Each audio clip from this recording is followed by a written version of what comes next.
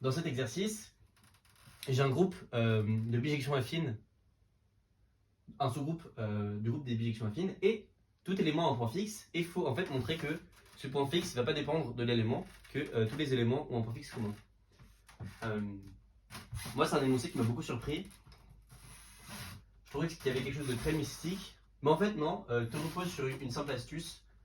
C'est qu'en fait, de manière générale, quand on regarde des fonctions affines, elles vont être déterminées par deux choses, par la pente et par la valeur en zéro. Et ce qui est important, c'est que la pente du produit de deux fonctions affines, enfin de la composée, ça va être le produit des pentes. Ça se voit. Ça se voit clairement, et sinon on peut dériver. Et donc ça veut dire qu'on a phi de G en R étoile qui à F va associer F' de 0. La pente quoi. Et ce qu'on va montrer, c'est que ce morphisme, déjà c'est un morphisme parce que avec l'argument qu'on disait tout à l'heure, la pente de l'identité c'est 1, et puis quand on a des fonctions affines, la pente du produit c'est le produit des pentes.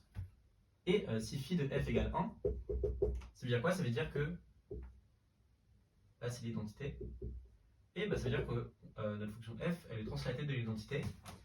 Mais ce qu'on sait aussi, c'est qu'elle a un point fixe, ça veut dire qu'elle coupe l'identité, et donc la translation ici c'est de 0. Et on a f qui est égal à l'identité. En d'autres termes, ça veut dire que phi est injective. Et là, il y a un énoncé très important, la théorie des groupes. Enfin, c'est pas vraiment un énoncé, c'est plus un moyen de penser. C'est que si j'ai un groupe qui s'injecte dans un autre, le groupe d'arrivée va imposer des propriétés au groupe de départ. Si G s'injecte dans H, et que par exemple, je ne sais pas, tous les éléments de H sont d'ordre 2, tous les éléments de G vont être d'ordre 2 aussi. Toutes les propriétés qui sont fortes sur H vont être transformées en des propriétés sur G. En particulier, ici, on a que G s'injecte dans R étoile. Et R étoile, c'est commutatif. Donc, je vais faire la preuve pour vous en convaincre, mais il ne faut pas avoir un doute, si on a une injection, on rend toutes les bonnes propriétés. J'ai phi de A, phi de B, qui va être égal à phi de B, phi de A. Et donc, phi de AB, pour tout A et B des fonctions, égale phi de BA. Et là, on utilise l'injectivité, AB égale BA.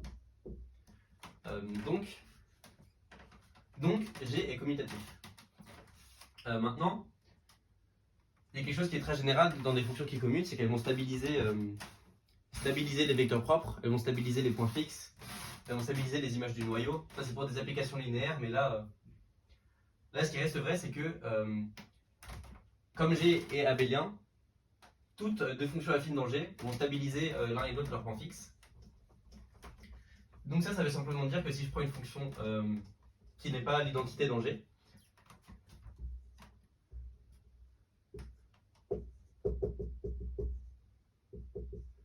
et que je considère G dans G, je vais avoir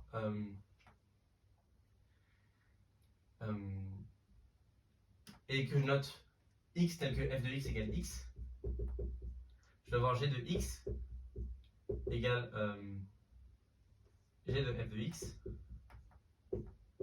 ce qui va être égal à f de G de x.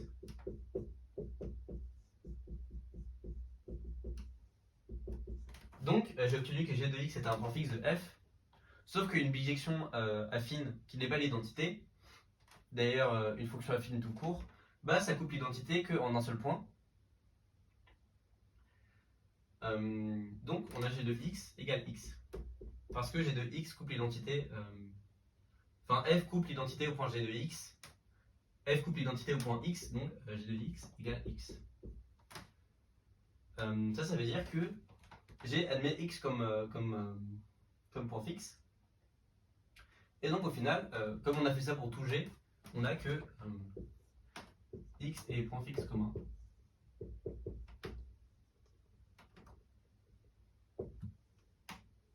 Voilà. Et ça va conclure. Donc qu'est-ce qu'on peut apprendre de cet énoncé? Premièrement, quand on a un groupe, on essaye toujours de regarder quels sont les morphismes, quels sont les éléments qu'on peut un peu retirer du groupe. En général, un groupe c'est très complexe et ça n'a pas forcément de structure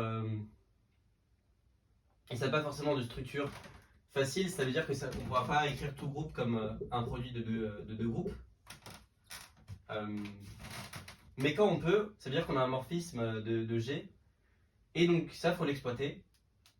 Dès qu'on voit quelque chose qui, en quelque sorte, des paramètres du groupe, ici on a les pentes. Donc ça va beaucoup simplifier le groupe. Et dès qu'on a un paramètre d'un groupe, on essaye de le transformer en morphisme.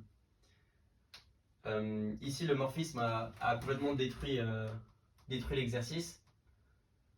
Le fait que ce soit commutatif, c'est ce qui fait marcher l'exercice et on ne pouvait pas s'en sortir sur le morphisme. Donc dès qu'on a un groupe, on essaye de le simplifier en gros.